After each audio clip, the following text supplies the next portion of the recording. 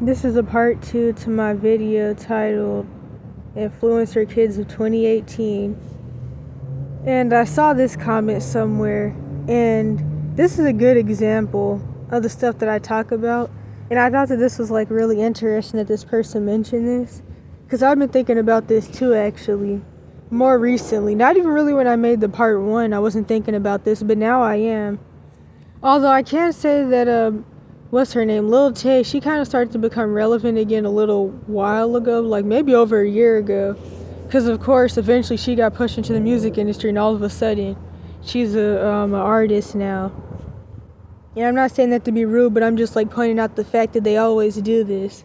They take the person through trauma-based mind control, lock them up, exploit them, torture them, use them as like an internet laughing cow or laughing stock or whatever, and then they get them to start making music. And this goes along with a realization I had years ago, starting off with the hypersexuality agenda.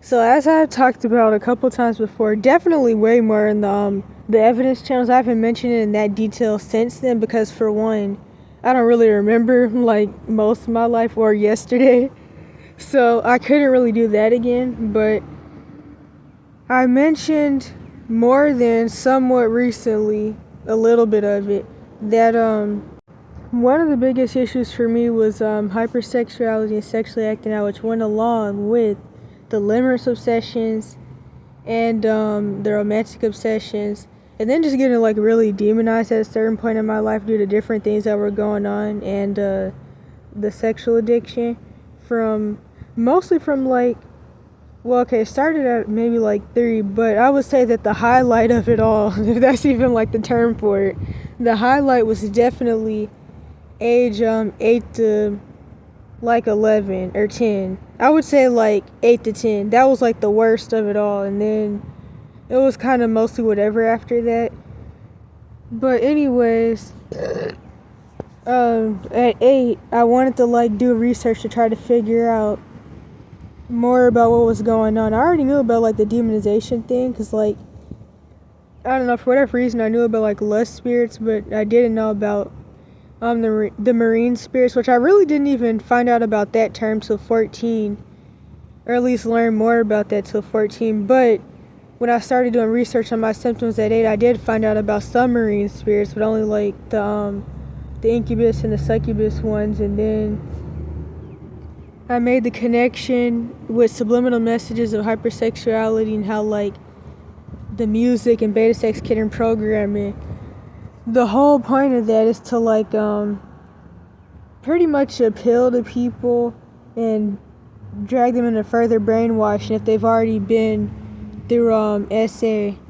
It helps to further program the soul splits / fractures, and also just make you more demonized, because like it's all witchcraft and spells. But of course there's also the fact that music can initiate people as well, which kind of makes me think of some lawsuit where some dude said that Beyonce's music made him gay. But anyways, so yeah, I saw the connection between the marine spirits, trauma of course, sexual addiction, hypersexuality.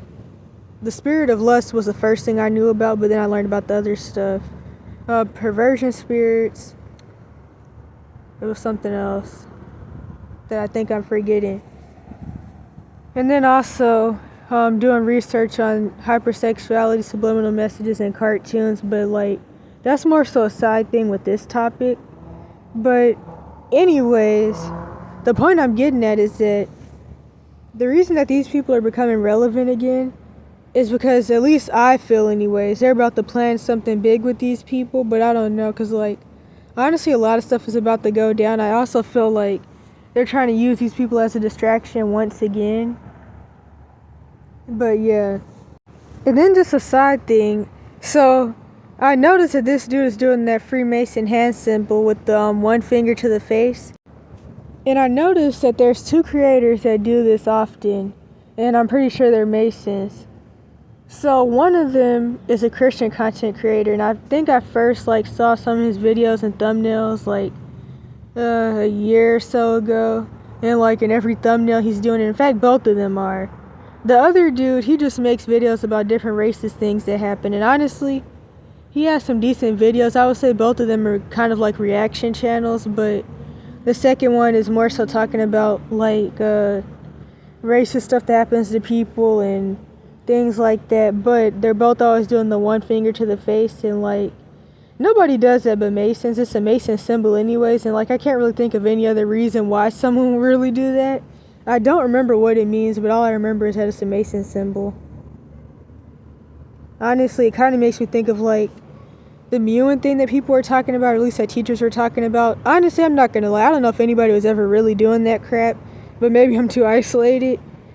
But now to think about it, the mewing quote-unquote trend that maybe actually ever happened makes me think about this symbol as well. But as people should know, all these like challenges and trends, they're all rituals. These are literally like CIA orchestrated quote-unquote trends made to get viral to get people to lose their lives because they're all sacrifices.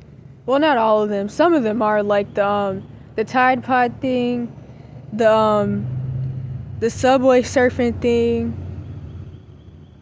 the thing where people were like walking on boxes or something or crates and like falling off and breaking their back and stuff like that. And what that actually was, that was the Freemason steps or the Freemason ladder. So like if you look up the Freemason diagram, or at least that's what I usually type in when I'm looking for it, but it's probably called something else. You may see the step one where like there's the different levels and there's the different people standing on the steps. That's what that was with the crate challenge. The blue whale, a lot of people now say that never actually happened, and honestly I wouldn't be surprised if it was all staged, but people say it didn't happen, but there's also like people that said that it was created by a psychologist, which I wouldn't be surprised by, but overall it was CIA orchestrated anyway. So that was some rituals, and it was all done to get people to like sacrifice themselves, specifically kids. But like I said, some people now claim that it never actually was happening and nobody actually ever died. I wouldn't be surprised if that was true, because you can't really believe anything you see in the media. I can't lie though, now to think about it, the blue whale psyop, that is pretty similar to like the stuff with the school hoopins, as I call them. So like I could see how that could totally be a psyop. I mean, it makes sense. And then it even makes me think about this recent thing that's called like, what was it, 472? That's probably not it, but like police were claiming that they found some predatory group that targets girls or something, and like supposedly it was ran by a 17-year-old. But like honestly, anytime police claim that they're like shutting down some type of trafficking ring or something, but then the people that they're quote unquote gonna arrest are all kids, I always know it's some bull crap, and that they're of course taking up for the real perpetrators. But yeah, that's probably fake too. And if it is real, it reminds me of the video I made like a year or two ago where I was talking about how the kid victims get charged with quote-unquote CP. And before I move on to the next topic, I have to say, people are still jumping around the real issue. Nobody with like a decent family situation is about to carve some dude's face in the bottom of their foot because some faceless person on the internet told them to. The link will be in the description. This is a screenshot from a video about Daniel Bergoli and Alabama Barker. I have no idea who that is at all, but it's something that is being pushed through the media. But I mean, at the end of the day, if they are really fighting, I wouldn't be surprised, because I mean, they're all industry kids or industry people in horrible situations with uncomprehendable amounts of trauma and trauma-based mind control, DID splits that nobody cares about, because everybody wants to make it about somebody quote-unquote pretending to be black and somebody quote-unquote being bad and needing a whooping, because people never want to take accountability for the issues in society, and they never want to talk about the real issue or what's really going on in these completely staged and false flag situations. But yeah, anywho, this is just an interesting comment, especially like one of the responses. I think that Bad Baby would win if Ice Spice and Bad Baby had a fight, to be honest. Okay, actually, you know what? I forgot. This isn't the Alabama Barker comment. But still, this is a situation that's being pushed through the media. Her supposedly like fighting Alabama Barker over some abusive industry dude, which I can only imagine if he's even her age or not. If he's like, I don't know, 45. I don't even remember what he looked like. So yeah, somebody had a nerve to say this is bull crap. That baby been fighting her mom since kindergarten. And it's like, why? Why? But one thing I can say about the comment though is that it shows that abuse has just been really, really normalized. And like I didn't say that because I had to edit that part out because I screwed up. But I'm not trying to bash the people who make these comments, of course. I'm just like using them as examples. Because I just feel like it's a good way to find examples without like going out and interviewing people or doing that thing that some people do where they go around like secretly recording people on the street and quote unquote interviewing and then they don't pay the people. I don't want to do all of that. I feel like with the fact that the internet is here, it's like it just makes it easier to show all the bullcrap that society normalizes and how hurting people really are. So you mean to tell me she didn't do all of that to be famous? And here we go again. Now this person could be like 10, but of course, commonly people who make comments like this are adults with cognitive dissonance about their own life situations with their family and parents who are at risk of becoming abusers themselves. But also there's another fact, and it's just that people are just so brainwashed. They don't see anything wrong with things that are very wrong, and people are taught to not think for themselves. And so they're just taught to think, oh, well, this person or this kid really, they wanted this to happen because they're quote unquote bad and they just wanted attention. And this is something that's also pushed a lot in the Cash for Kids system, really to brainwash you into making you feel like everything is your fault. But I'm not going to go into that because I'll be way somewhere else. In fact, it makes me think about the first viral video on YouTube, or one of the very first. And I remember my mom had showed it to me, but this was like way after the fact. I was about to go off on a rant. Anyways, in this viral video, there was this dude, I forgot what it was called, I don't even think it's up anymore, but it was up for years. And he was sitting at the table with his family. And pretty much, I don't remember exactly the full situation or what they even said to him.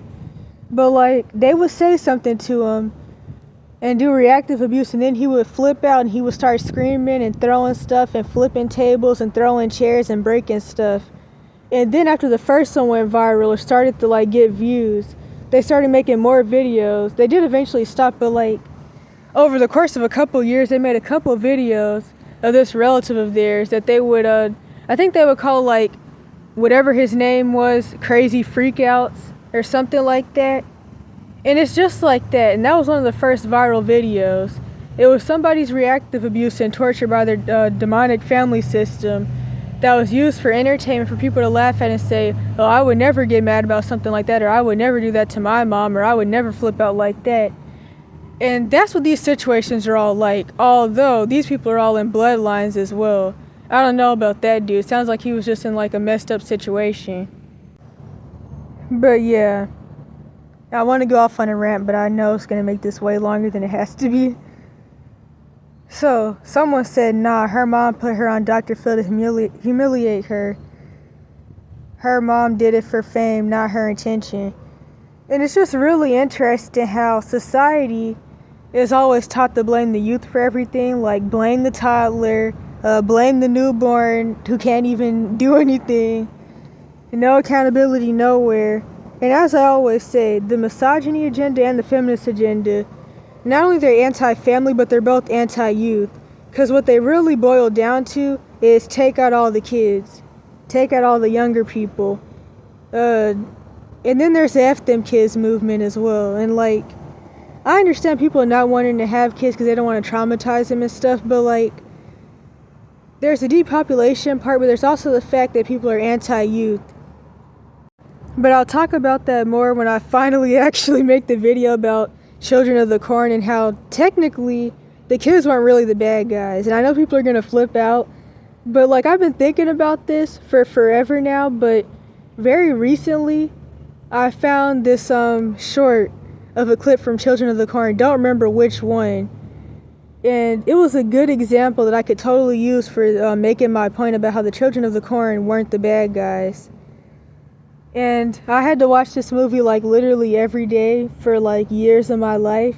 That and Chucky. I had to watch Chucky way more though. And that was like the only DVD, but like honestly that's a form of abuse, but I wasn't scared of it though. I actually liked Chucky, but I'm not going to go into that because that's not the point of this video. Although I should throw in that I don't like any of that stuff anymore because of obvious reasons, the violence.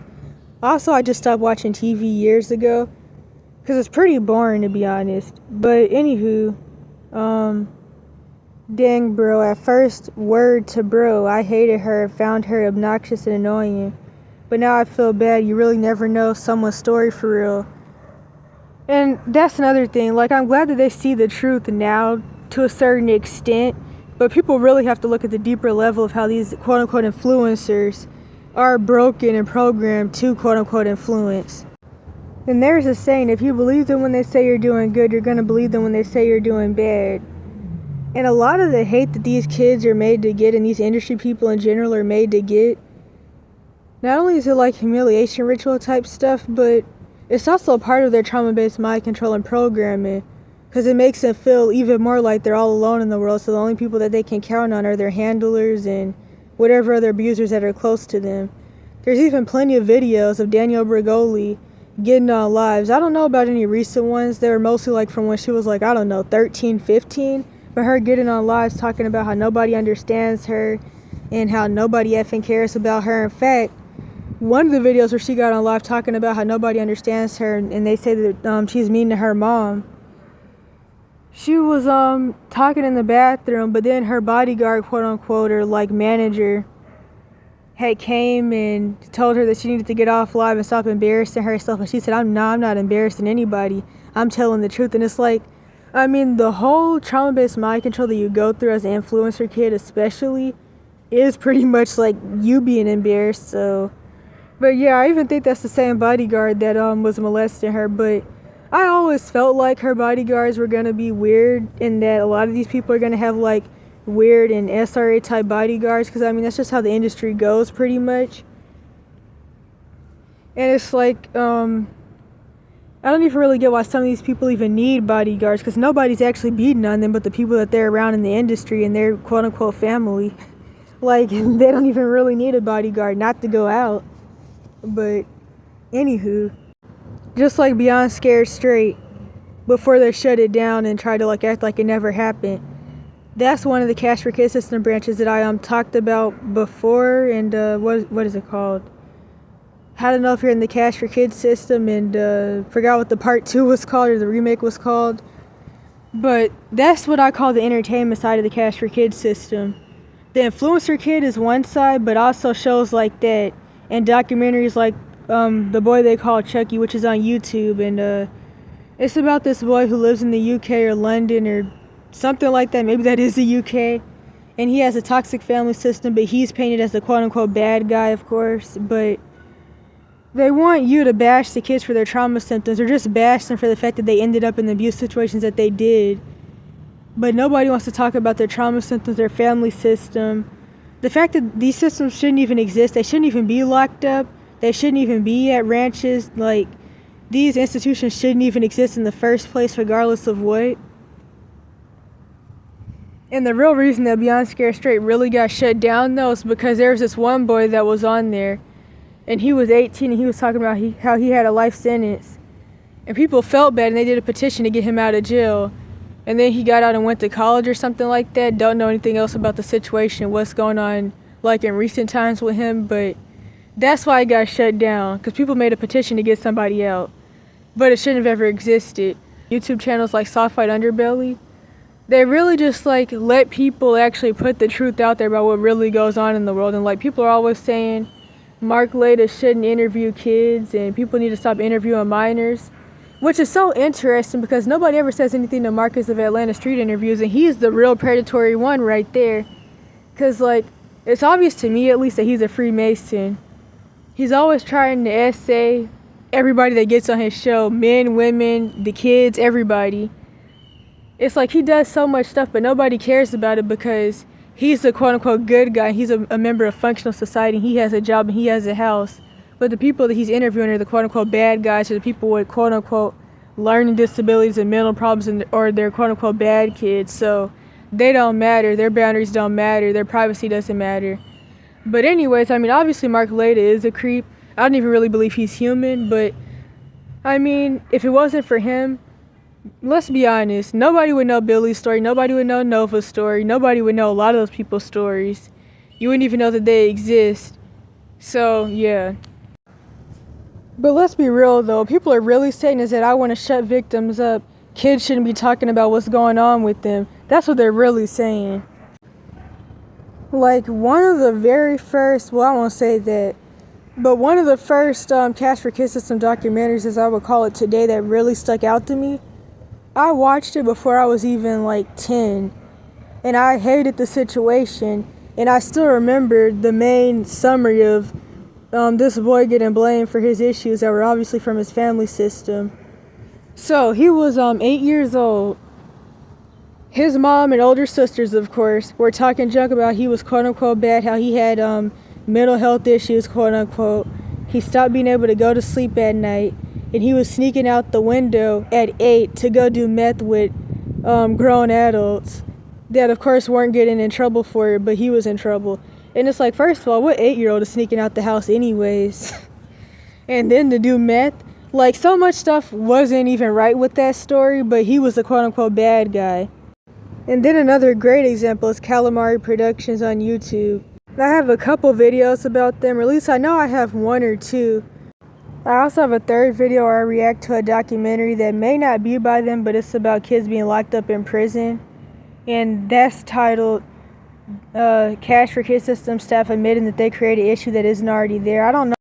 Honestly, I didn't even mean to put this screenshot in here, but a situation that supposedly happened, maybe it didn't, where someone called the police on a dude for holding a baby because they thought he was homeless. Now, if this is real, what they really wanted to do was get somebody's baby taken and put in CPS to be trafficked. So many homeless people have had their kids taken by CPS because they're easy targets. Because whether people even remember or know or want to believe it or not, the original point of CPS was to take babies from poor people, but more so melanated people, but also melanated poor people. That's what it's really about.